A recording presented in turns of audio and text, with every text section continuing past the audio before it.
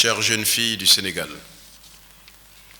C'est pour moi un honneur de prendre la parole au nom du système des Nations Unies à l'occasion de la célébration de la Journée internationale de la jeune fille, ici consacrée en lien avec le lancement de l'agenda national.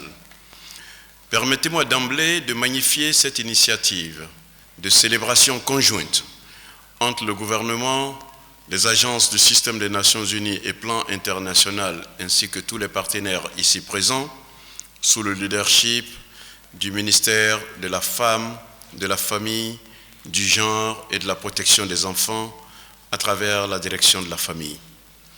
Je voudrais ici exprimer toute notre gratitude à Madame le ministre d'avoir bien voulu nous associer à la cérémonie de ce jour. Madame le ministre, le 19 décembre 2011, l'Assemblée générale des Nations Unies, dans sa résolution 66-170, avait retenu la date du 11 octobre comme journée dédiée à la jeune fille. À ce titre, permettez-moi de prononcer le message du secrétaire général des Nations Unies à l'occasion donc de la journée internationale de la jeune fille de 2021. Et je cite: « La force, la santé et l'autonomisation des filles du monde entier sont une préoccupation de tous les jours. La Journée internationale de la fille est l'occasion de réaffirmer notre attachement à cet impératif mondial. Les filles d'aujourd'hui appartiennent à une génération numérique. Il nous appartient de les accompagner dans toute leur diversité, de renforcer le pouvoir d'agir et la force de solution de ces actrices du changement numérique et de faire tomber tous les obstacles auxquels elles se heurtent dans l'espace numérique. Le chemin vers l'égalité numérique des filles est ardu. L'écart considérable dans l'utilisation d'Internet entre régions géographiques et générations est passé de 11% en 2013 à 17% 6 ans plus tard.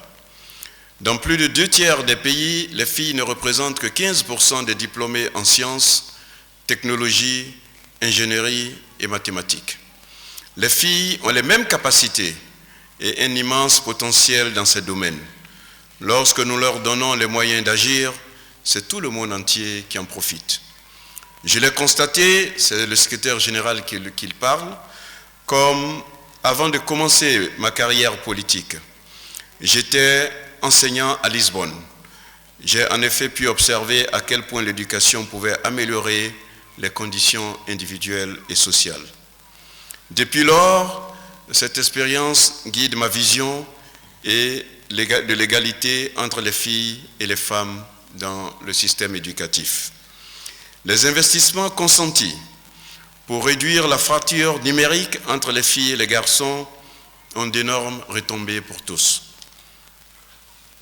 L'Organisation des Nations Unies est déterminée à travailler avec les filles pour que les membres de cette génération, quelle qu'elle soit, leur identité et leur situation, puissent réaliser leur plein potentiel.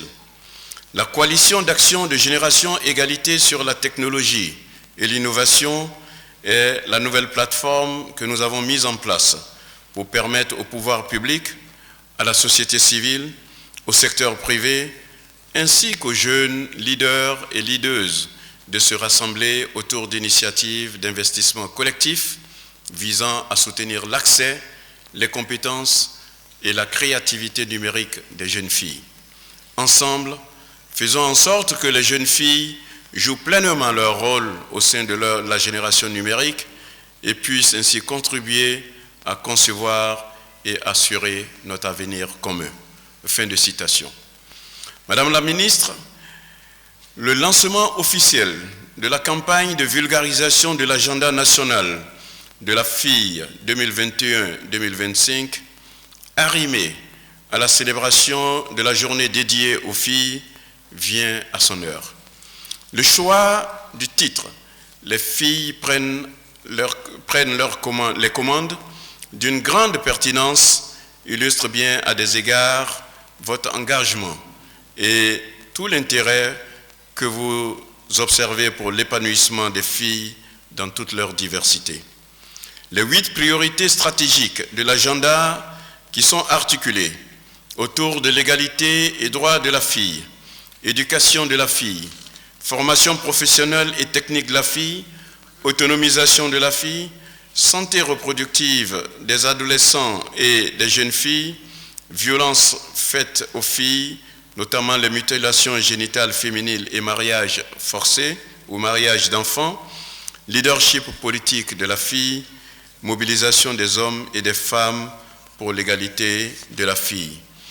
Ces priorités constituent des leviers sûrs pour libérer le potentiel des filles, très souvent menacées par les différentes barrières érigées au sein des familles et des communautés dans lesquelles elles vivent. Cet agenda, initié par le gouvernement du Sénégal à travers votre département, est donc un véritable outil permettant aux filles de s'impliquer pleinement dans les initiatives de prise en charge de leurs préoccupations en tant qu'actrices clés du changement.